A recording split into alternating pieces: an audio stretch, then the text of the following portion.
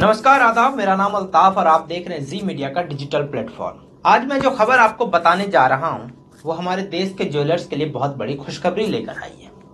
जी हां, भारत के ज्वेलर्स के लिए विदेशों से सोना इंपोर्ट करना आसान होने वाला है, क्योंकि प्रधानमंत्री नरेंद्र मोदी ने शुक्रवार को भारत के पहले इंटरनेशनल बुलियन एक्सचेंज को लॉन्च कर दिया है।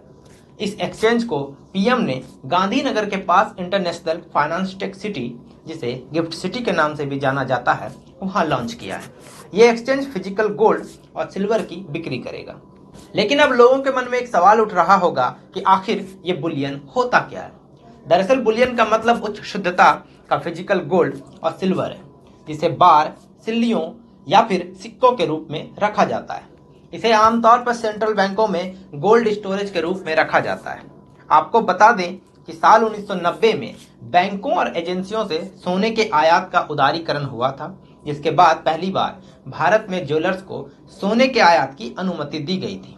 देश में बुलियन एक्सचेंज आने से ज्वेलरी सेक्टर में काफी उछाल देखने को मिलेगा और साथ ही योग्य ज्वेलर्स को आईआईबीएफ के जरिए सोना आयात करने की परमिशन भी होगी।